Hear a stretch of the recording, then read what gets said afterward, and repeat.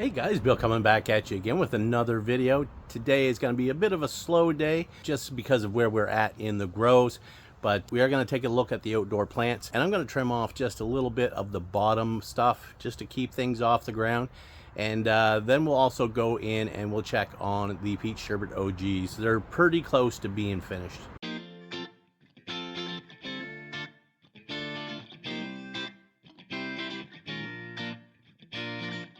All right guys, beautiful day here in Nova Scotia, about 25 degrees Celsius and sunny. Gotta love it. Let's go ahead and check out the Critical Magic that we planted in here a couple of weeks ago. All right, there we go. We have the Critical Magic. She is growing fantastic. She's blown up width-wise probably 3 times in the last 2 weeks, 3 times the original size, and she's gained a little bit of height as well. One thing I want to do in here, there's not a lot we can do right now, but I do want to get down here and take off just a few of these lower branches. As you can see, like this one here, it's pretty much on the ground. When it rains, if I go to water it and it gets wet, it hits the ground. We don't want any way of travel for the bugs and disease, so we're going to go ahead, cut that off, and we'll cut off a couple more here. Like I said, it won't be too much, just enough to just bring it away from the ground just a little bit.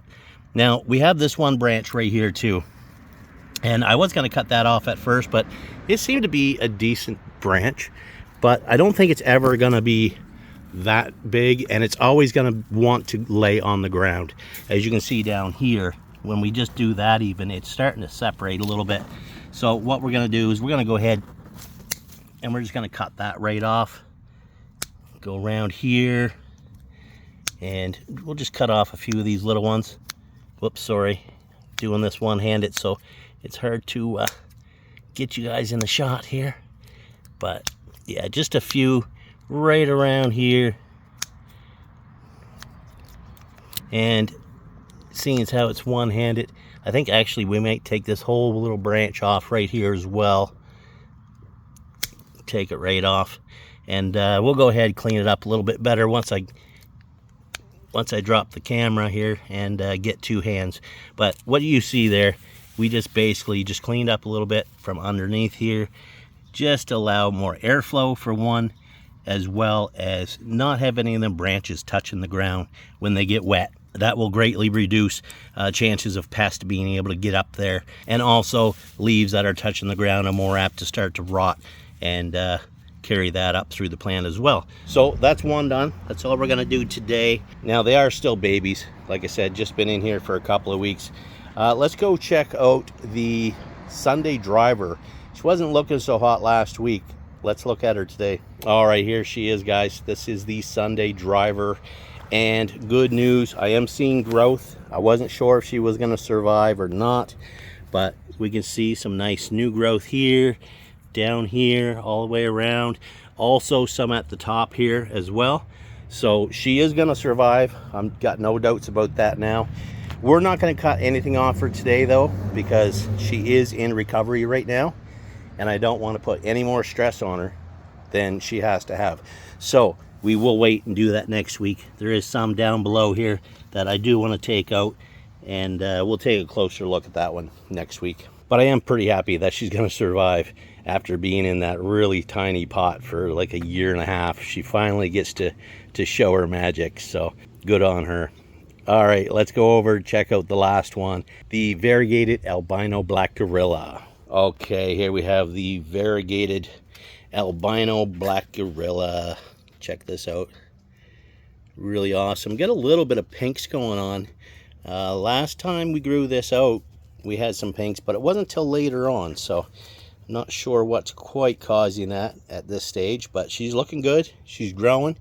She's not, I don't think she's going to get super huge, but that's all right. She's quite the conversation piece either way. But I do want to still, I want to get down here, and you can see we have some pretty, oops, we pretty much have some branches laying pretty near directly on the ground there. Okay, see them back there. Let's go ahead and just quickly here, we're going to just chop some of them right off. Sorry if you're not getting the full shot there. Hard to do one-handed.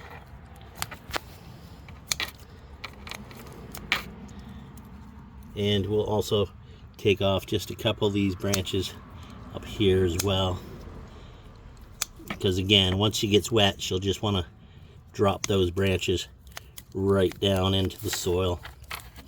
All right, so there we go. Clean that up a little bit. Clover's doing really well that we planted. I was surprised how fast that took off, but there we go. Much better now. Got her cleaned up. And that's just extra energy down there too, that it's going to put energy into growing it, and it's never going to be at the top for any, you know, quality yield or anything like that. So that's another bonus of taking off the stuff that you just really don't need or want on your plant to begin with.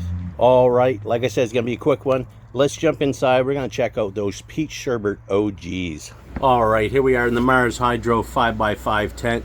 We're growing these under the FC 6500 Evo series lights from Mars Hydro, as well as we have the blue ad light on right now. Now, I just turned this on today. We have about a week left, and I've had many people say that adding blues at the end will elicit some sort of reaction that will actually increase the cannabinoids. Now, I'm not certain how true that is. I haven't done a lot of research on it, but we're gonna try. We're just gonna put the blue on for the last week. It's not gonna hurt it either way. But one other thing we had to do, we had to put some yo-yos up here.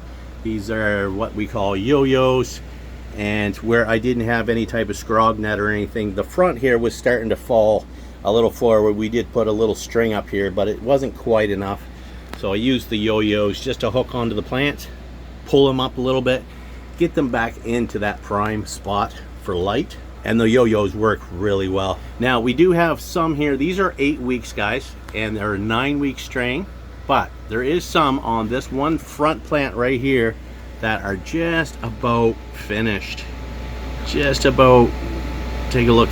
So they're just mostly cloudy, just the tiniest bit of clear, and just a couple of specks of amber. So I don't even know if these will quite make it till next week's video, but I'll record it either way. And so it's just the few here on the front ones that are right under the light. The ones in the back, they're not quite done yet. They got another full week to go, but they're looking pretty good back there. Nice and frosty, as well as over here, the ones in the back. The blue light is kind of throwing off here. Let me unplug that here, get a better look at it.